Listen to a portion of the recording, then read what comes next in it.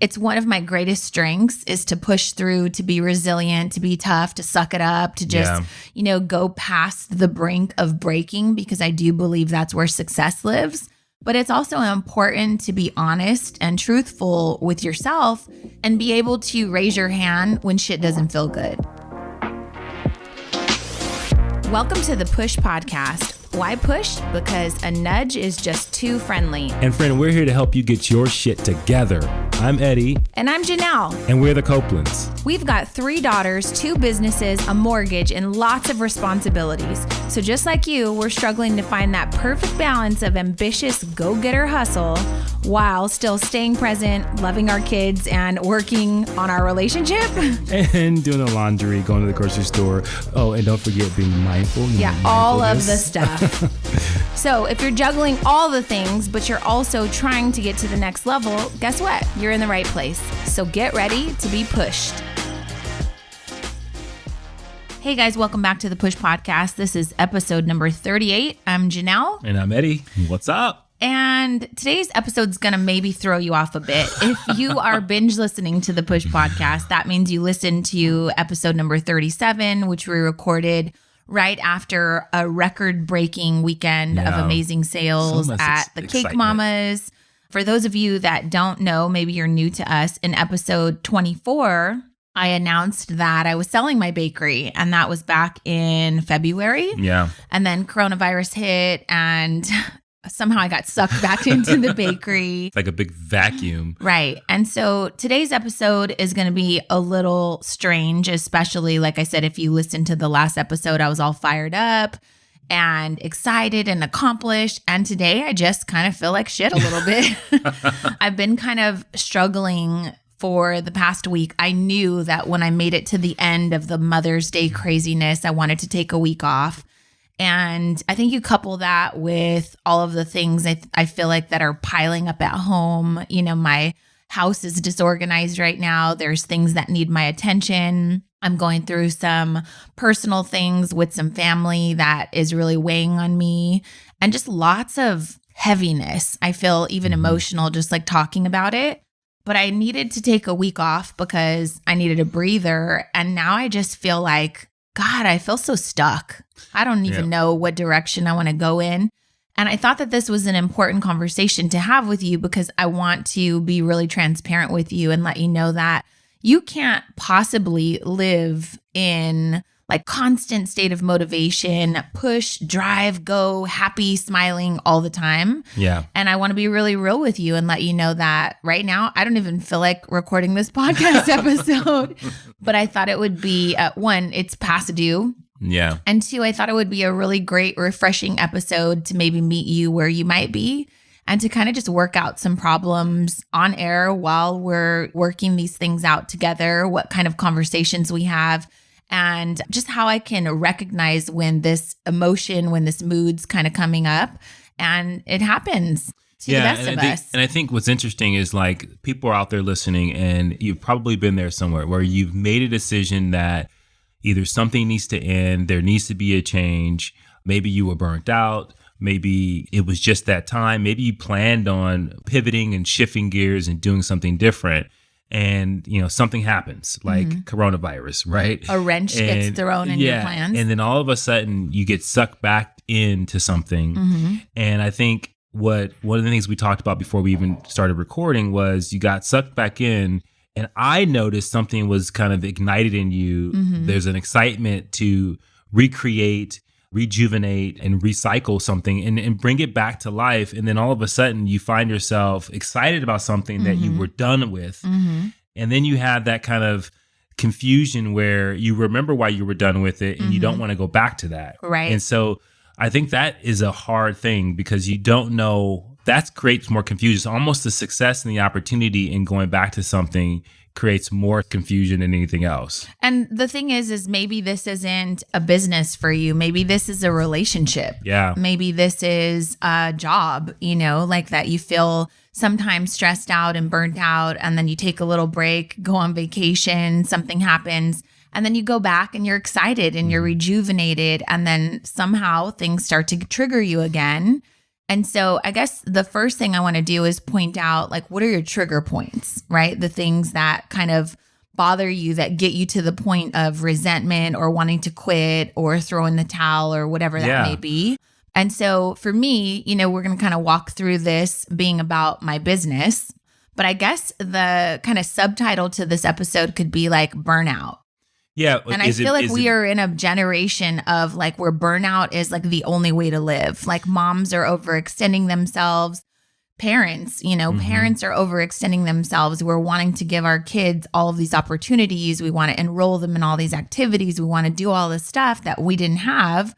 And we're like enrolling and enlisting ourselves and our children in all this overwhelm and stuff to do, right? Yeah. And I think that it's like, is it burnout that you're experiencing, or is it a moment where you need rest? Do you need to stop, or do you need to rest? Like, I think those are the things that you look at. You explain, like, you have a job, you're burnt out, you go on vacation, you're re-energized, and all of a sudden you go back. And then there's those triggers again that lead you back to where you were before you went on vacation. So how do you know when it's time to just take a rest, or how do you know when you need to be done with something? I think that's the case. And then, and then we'll get into this a little bit later, but I think you see some of these, these accomplished either actors or professional athletes that do something for 20 years, like a Kobe Bryant, that it's nonstop dedication. And you wonder, like, how do they do that? How do they keep that focus and that passion and that excitement, and I think that is something I think everyone is trying to find.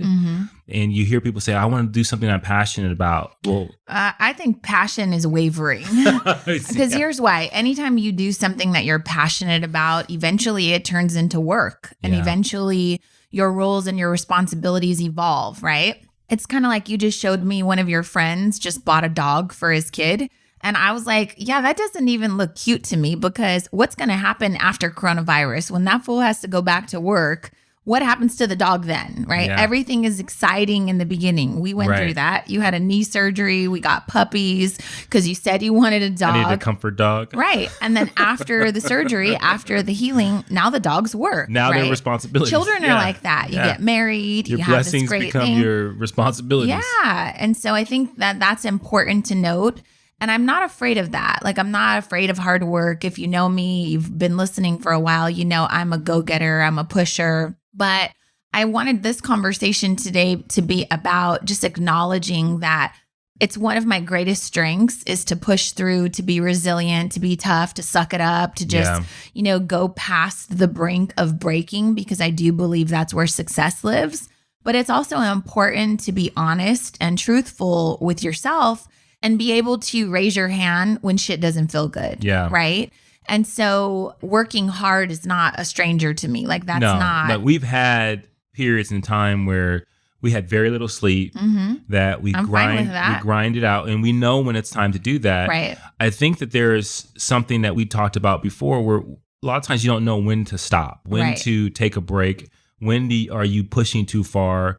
And also knowing that all that comes with a cost, right? Yes. If you're spending 2 or 3 years nonstop doing something, that means you're spending 2 or 3 years not doing something. Doing something else. Something else that may be important. And that's kind of what I'm feeling right now is like I'm sucked back into the bakery, this business that all of a sudden is thriving, all of a sudden is, hitting record-breaking sales. And all of a sudden I have all this creativity flowing. Like, I can't sleep at night because I've got all these ideas. And that's a blessing. Yeah. I see that. But it's also one of my biggest curses because I don't know how to do something half-assed. Like, I don't know how to be. There's no surprise if you spent time. It's like a law of attention. If you spent time in the bakery, it was going to be successful. Right. Right. But I wasn't able during this last round. Like, I'm not able to also pay attention to our students. I'm not able to be creative and innovate and grow our following and record podcasts and come out with new content and create and be in a state of creation and building while going to the bakery for 15 hours a day times 4 weeks. Like, I'm not able to do that. Yeah. So some of the triggers for me have been when I'm completely thrown out of my routine. So I like to wake up at a certain time, We like the gym. We like to eat healthy. But when I was like, okay, I got to go to the bakery, like I just have to go, I'd literally wake up, take a shower, hurry up, leave. Yeah, I have no food. I have nothing planned, prepared. You know, Right. I haven't really worked out. I'm thinking that maybe I'll have time later on. And then before you know it, it's midnight. Right. I'm home. I take a shower and I got to go back the next day for responsibilities. So that kind of is one of the beginning signs to me when I abort my routine. Yeah. It's like all downhill from there. Yeah. Like we know this, but yet we're like addicted, I think, to being busy. Yeah. And that's what I was trying to say was like, I think one of my greatest attributes is that I have no problem working hard. I have no problem losing the sleep, but there's no badge of honor for that. And Well, that's what I was talking to you about yesterday was like, at what point is it too much? Like at what point do you sit back and say, why the hell am I doing this? Like we're all trying to reach a certain level of success. For us, you know, we've mentioned before, like we're trying to break generational cycles of lower income. We're trying to create wealth. We're trying to be good role models. There's this pressure of all of the stuff you're trying to achieve. But at some point, like right now, I'm sitting back like, what the fuck am I doing all this for? I don't need to be doing. Right. And I think it's becoming something that I'm recognizing as I get older. I don't know how to not do. Right. Right. And That's I think a problem. But it's also learning how to do it differently, which I think is something that we will probably take this audience on a journey of learning how to find success and do it in a different way where it doesn't require so much muscle, I would say. And just to kind of go back to the other point when it comes to like the routine being broken apart, like a lot of times when you're really focused on something, you feel like if you're not spending time on it, you're falling behind on it. And for whatever measurement that you're looking at, whether it's like a timetable that you've kind of arbitrarily created for yourself, or there's some deadlines that you're trying to meet, you feel like every single minute and every single hour matters. When in actuality, when you're clear and you're not so inundated with things, you realize that 30 minutes here or 45 minutes here to get yourself together can make the biggest difference in the world. But it's hard to do that in the moment. Well, I think we've talked about this many times. Like you're easy to like say, hey, I need a 30-minute break. And I'm like, what? You need a 30-minute break? You better keep working. We don't have 30 minutes. Like you take a 30-minute break, we're going to be here till 2 a.m., right? You're very good at that. Like you were at the bakery last Friday and you're in the corner like stretching and shit. And I was so annoyed. I was like, go home. What are you doing? Like we're working. There is no stopping to stretch. What are you doing? So we would have stopped and had a stretching session. We would have been there an extra 30 minutes longer. So you were ineffective at that point, and I sent you home. And it's true. Like I think if women are listening, there is a superhuman, like a superpower that kicks in for us. And we're just like, get this shit done. Like I want to get out of here. With that said, I do want to walk you through a couple of things that are triggers for me turning my excitement into resentment, or me kind of crossing that level of, okay, this shit was fun. Now I'm pissed, right? And so the first one is like being thrown out of my routine. So whether it's like, I like to journal, I like to go to bed and pray at night. But if I come to bed at 2 a.m. and I'm so tired, it's likely I'm going to fall asleep and I'm not going to have time to pray, right? Yeah. I just won't be in the right state of mind. Food is important. I mentioned like running out and not having anything planned. Well, then what happens? Like you have to ask a friend to stop and pick some food up for you. And then you're at the mercy of fast food or whatever they bring. And you're just like shoveling food in your mouth just for survival, right? Which doesn't make you feel better. No, never. I know that when I eat terrible, like I feel terrible. And then movement, like if I know that if I'm not stretching, if I don't do yoga, if I don't walk around, if I'm not taking in nature, if I'm not doing those things that I know feed my soul, make my body feel good, I know I'm going to reach a point of burnout. But sometimes you're right. You feel like I don't have 30 extra minutes to do this right now. Everybody's waiting on me, right? And so number 2 would be, I guess, excessive business. Like I have excessive ideas. I have excessive innovation. I have this overflow. When I put my mind to something, I have too many ideas.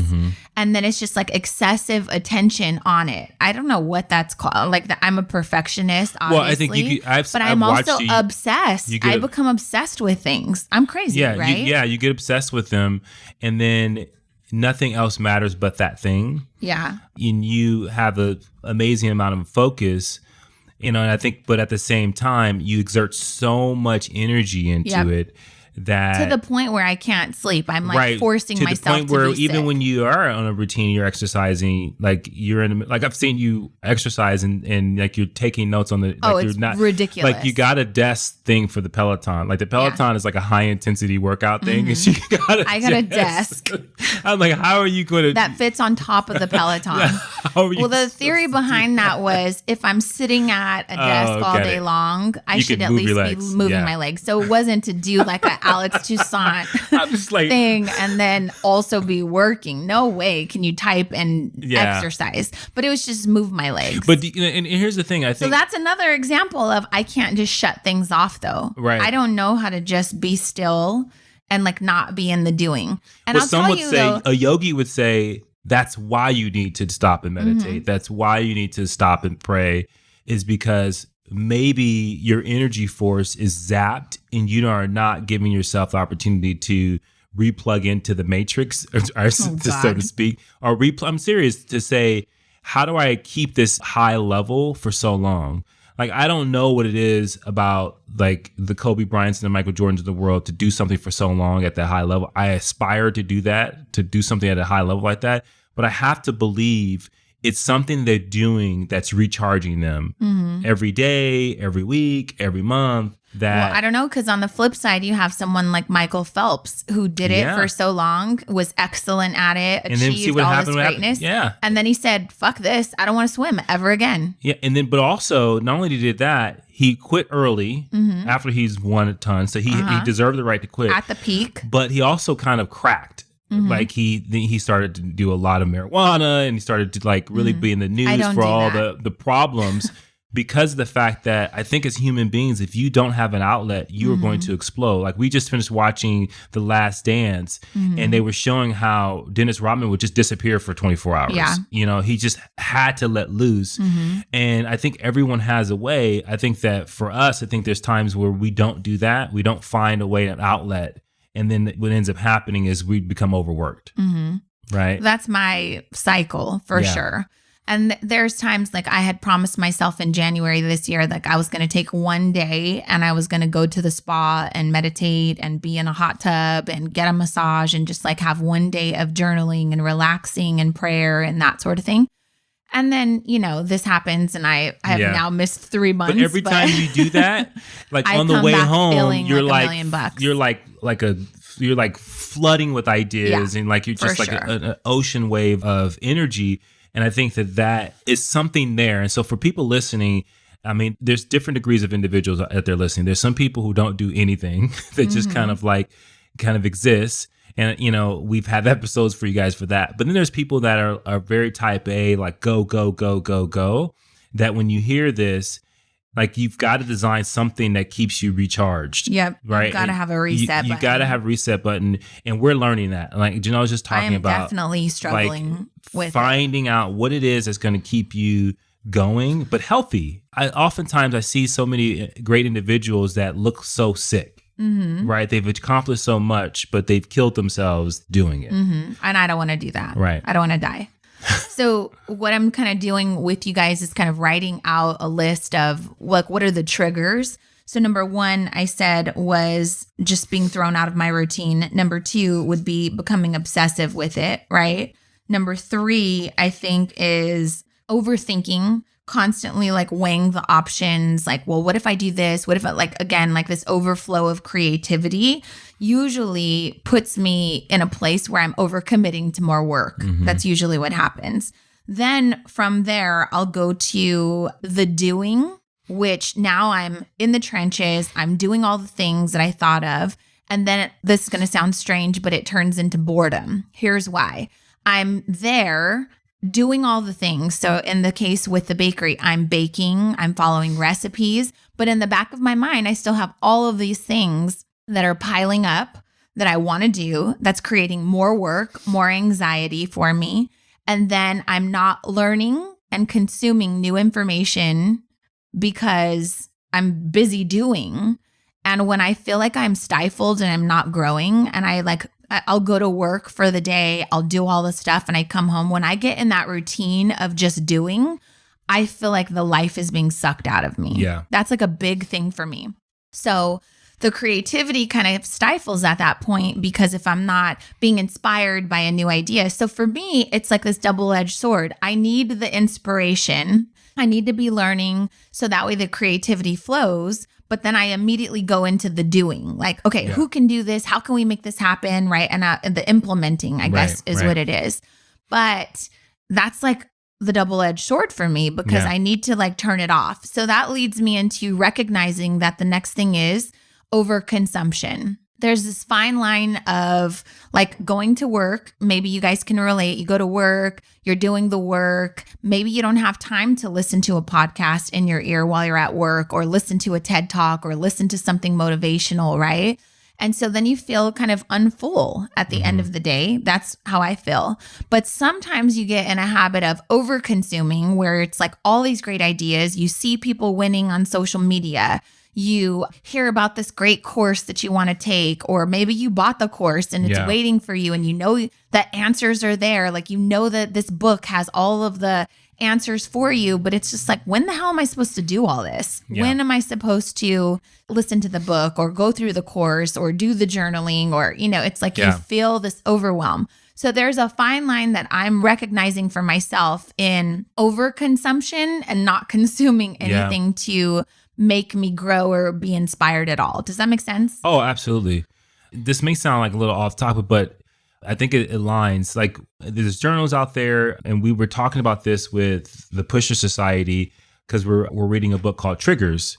And it's interesting because the author talks about asking yourself active questions or passive questions at the end of the day or the beginning of the day. Mm-hmm. And so a passive question would be, did you read today? Like, maybe that was a goal for you. And it's like, no, I didn't. Mm-hmm. And then he said, so people would normally ask themselves these passive questions, and they would just be like, no, but there's nothing. Yes, no, or, why not, whatever. Mm-hmm. And then he said, it's important that you ask yourself active questions. Mm-hmm. And I was like, what the hell is that? And he said, active questions is basically, did you do your best to read today? Mm-hmm. Did you do your best to get exercise in today? Mm-hmm. And then it measures your effort and your ability to try. Mm-hmm. And then you actually are looking at something different, right? And so when you think about like, hey, I had this idea, did you do your best to find balance on making this idea come to life, but also refreshing yourself? Yeah. And I think we've talked about this many times before, is like, you can ask yourself really stupid questions. Like, I could be saying like, why am I so tired?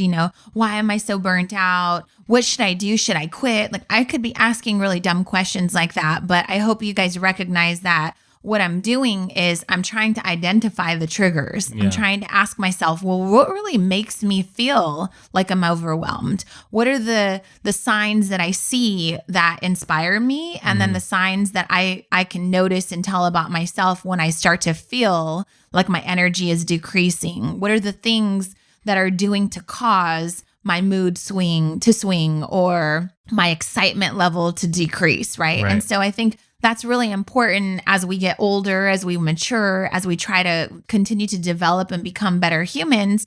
You've got to ask yourself better questions. Yeah. And so I hope this is helping you, like, to just have a good conversation with yourself. Like, when I feel really happy and energized, what's causing that? Yeah.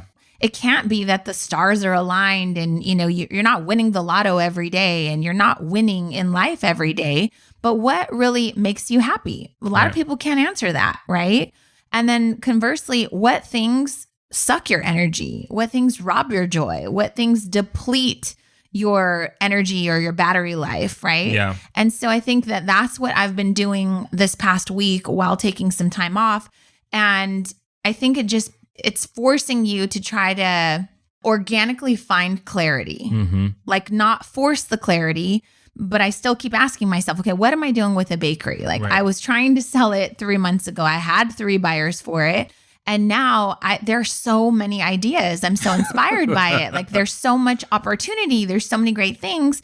But I'm realizing, and here's the question that I want you to ask. What is the life you're trying to create for yourself? Yeah. Because the life I'm trying to create for myself, which I knew a year ago, which I knew 3 months ago when I announced I was selling it, was that I was trying to create more freedom to not be tied to 14 employees, to not be tied to overhead in a business, right? To not be tied to increasing wages, to not be tied to all of these laws and whatever.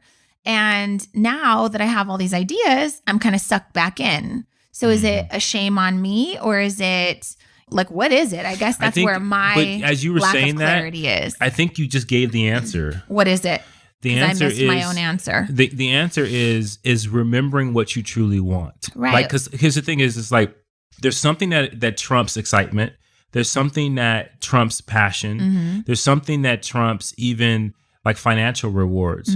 It's what you want. Like you said, the like life that you, the vision that you have for yourself, and not being distracted by the fact that feels exciting, that feels exhilarating, and then all of a sudden, but the result of that or the journey within that is not going to give you what you want. And friends, let me tell you, I've been down this path many times. I've started many businesses, and then 3 months later, I was like, why did I do this? Because it doesn't give you what you want. And I think that I love the excitement, though. Right. I love the excitement of new. I love being creative. I love implementation. I love the beginning stages of laying the foundation and doing the work and having that gratification of, I built this from nothing. I love that.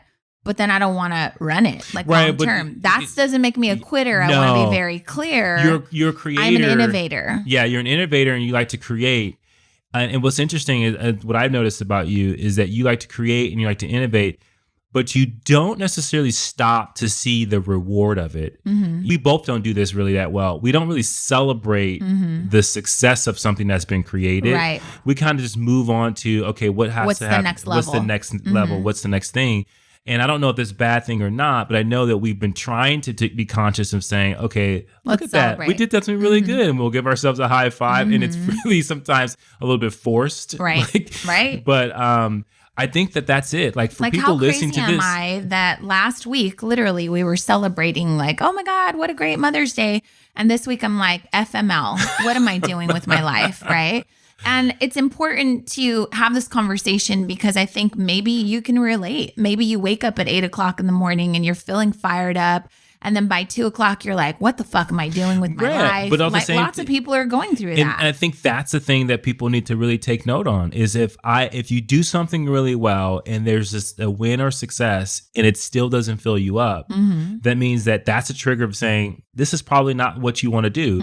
And also there's what are you chasing? Like, what was the gratification from it? Right. Because for me, through these questions, I know that I like excitement. Like I get bored with routine, but I understand that it's necessary, right? Yeah. It's a basic human need to have structure and routine. But also I know that it's only going to be a matter of time before I get bored with it. And so how can I create some excitement within it? That's what I need to know. Yeah. And I think that's an insight game. I think you have to, we were watching The Last Stand. I hate going back to it, but it was so important because we were watching Michael Jordan be so petty, but to find excitement in little things, like a rookie telling him, why'd you come back? You know, I can guard you. That's why you quit when he first retired the first time and came back. And he kept that little chip on his shoulder. And just to be petty, just to push him. Yeah, just like to push him. Like you became his mark and you didn't even know. And that was one of the biggest things I learned from that was I was like, it's okay to be petty? It's not okay.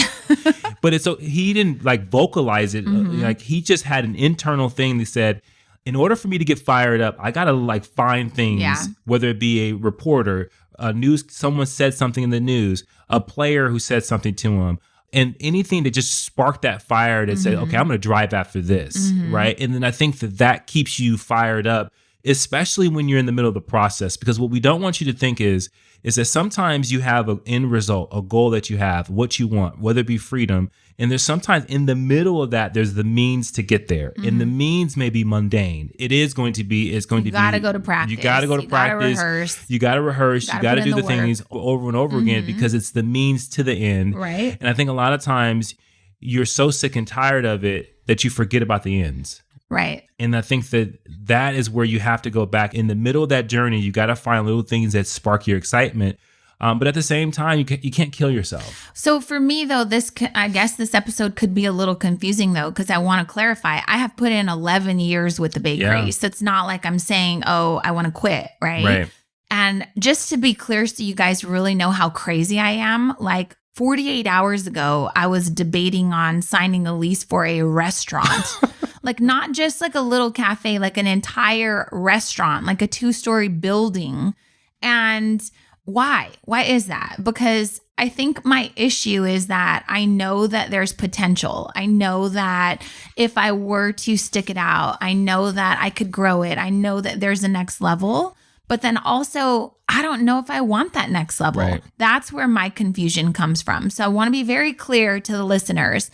I'm not telling you when you get tired, you should quit. That's not at all what I'm saying. I'm saying there's a time for grind season. There's a time that you're going to have to push through. There's a time where your competitiveness is going to have to kick in. And let's be real, like I am very competitive. I've kicked everyone's ass though, right? Like I've done that. Yeah. And so 11 years of success kind of has me wavering a little bit. Like, do I want to take it to the next level? And I'm going to be clear with you, because this is kind of my breakthrough on air, is that I know that there's a next level, but I'm not sure if I want that next level. Because the next level would be a massive commitment, lots of dedication. And at this stage in my life where I know that I'm trying to create freedom, signing a lease for a 2-story building to start a restaurant, I don't think is in alignment with where I'm trying to go.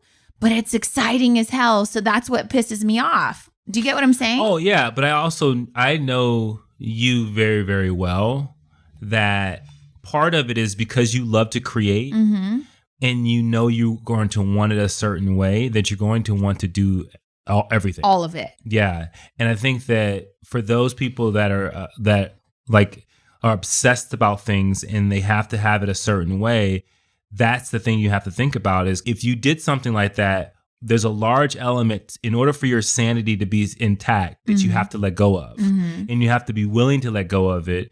And that's a hard thing to do. Yeah, maybe I'm a control freak. I don't know if it's so much a control freak. Is it that you have very specific ideas in the way you see it? And it's hard to find people that can execute it at the level or better than how you want it. Because at the end of the day, the last thing that you want to do is settle. So then someone would say, oh, she's a perfectionist. That's her problem. But the thing is like, I'm the kind of person, I'll go to a restaurant, I'll have a really great experience, and I'll be like, well, you know what would take this to the next level? They should do this, right? Like that's why we got into coaching and consulting, because very quickly I can tell like how to escalate an experience. So for me, when it's mine, when I'm the driver, when I'm responsible for it, it's really hard for me to turn it off. Yeah. So I'm crazy. And that's the end of it. That's really it. It's just like trying to ask yourself good questions, trying to understand for me as I'm talking myself through this, like clarity doesn't always come crystal. It's like not a crystal ball. It's not always going to be a clear, yes, you should open the restaurant. No, you should not. It's not always going to be clear. I think you've got to have a North Star. You've got to have some sort of guiding principle that's telling you and reminding you where you're trying to go. And then you have to be able to release it. And maybe that's the step I'm struggling with. It's like knowing that there's potential in my brand, knowing that there is the next level, and then feeling like I might be kind of coming up short because I'm not willing to commit to the work that would be required for that next level. But I don't know if I want to own a restaurant 5 years from now. And so if I sign that lease, that puts me in a commitment that I'm not sure I want to be married to. Yeah. Do you know what I mean? Yeah. And I'm just... People should literally ask these questions when it comes to their relationships, though. Some of y'all that your weddings got postponed due to Corona, you need to be asking yourself, is this really the person I want to be quarantined with for the next 5 years? And if it's not in alignment with your values, you need to abort mission and thank not only God. That, but do you want to go through the journey of reaffirming and finding love, and doing the work that requires to keep a relationship and a marriage together is the same type of work that goes into keeping a business and together. Is that work going to be fulfilling? At the end of the day, after you've worked yourself to death, do you still feel some type of fulfillment? Do you still feel like, oh man, I can't wait to do that again? Or, and it's okay to sometimes be tired and like, okay, I need a break. But I think that, because for me, I could take a 10-year break and go back, and now I own a restaurant in my 50s. I'm fine with that. Right. And that's another thing, like knowing that the decision you make today is not finite. Like it doesn't have to define the rest of your life. It just needs to, like, if I know that spending 4 weeks in the bakery has been fun, but also exhausting, but also triggering, but also it's been creative, a good creative outlet, but also it's pissed me off and it's also robbed me from a lot of my freedoms, then I know that those are probably signs that I should be paying attention to. Yeah. And that goes back to your relationships too. If you came out of a bad relationship or things are triggering you now and you're like, you know what? I don't know if I want to do this again. It's okay to say not right now. It doesn't have to mean for the rest of your life. Right? So I don't know. I think this episode it's kind of like a therapy session to kind of talk through it. We're kind of all over the place, but I think this is exactly how everyone's brain works. Yeah. Like you have moments where you feel good about something. You have moments where you feel awful about it. You have moments. And so the key thing is to keep, if we were to give you anything, is to keep at the forefront of what do you really want in your life? Keep your values at the forefront. And I think that, where are you trying to drive your life? Yeah, and we can talk about that too in another episode. We need to take notes on this. You say that every time. But their values change, right? You have aspirational values, you have current values, right? And then what happens is that as you aspire to do more, and as you aspire to have different things in your life, as you grow, your values change. And because your values change, what you want to do changes. So yeah, for 5 years, you probably wanted to, hey, I want to open up a restaurant, but now your values change. You go, there's no way I want to spend, 10 hours trying to build something like that. Yeah. Because you know what's required.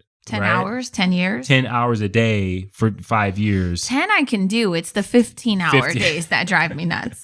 But the 10 hours doesn't give you the life that you want. It doesn't. No, And so I don't feel fit and clear, and like thinking about signing up for 10 or 15-hour days for the next few years is not something that sounds enticing at this stage, knowing that like we only have the kids for a couple more years, knowing that all of a sudden I like gardening, like things like that. Like I want to spend more time doing things that I actually like doing. We just got off doing a hike. And we value peace. Like you stopped and you said, opening a restaurant will not water, bring me peace. Just listening to this water is so peaceful. And then you said, then you get bit by a bug and you die. But right. But those are things like I couldn't tell you 10 years ago that I would care to sit by a waterfall and hear the water all day. Like I wouldn't value that peace. Now I do. Right. So I don't know. I hope this helps you ask better questions, if anything. I hope this helps you maybe get quiet with yourself and ask yourself, like, what are you really working towards? Like, what is the end outcome? What's the overall objective of the work that you're putting in right now? And the thing that you're doing, is it going to give you the life that you want? Yeah. And the last thing I'll say before we end it is this. As you can hear in our voices and in our thoughts that we're talking about and how we're ranging from one place to another place, like, that's if you don't spend time with yourself quietly, like in some type of personal development situation, whether it's a meditation or just reading a book to help you understand your thoughts, like you can see some people live in this kind of confusion for their entire lives. Right. And then they're stuck and they're paralyzed because they don't know what to do, but they're constantly distracting themselves with social media or whatever it is that they distract themselves so that they don't ever get to a place where they're figuring it out. So you're hearing us in a stream of consciousness kind of break down the thinking that we have and the emotions, but we know we're going to have to do work to figure it out. Like we're not okay just kind of sitting here going, I'm confused, I don't know what to do. Yeah, and sometimes you need to be confused and throw your hands up and take a break. And I guess that's what I'm doing this week.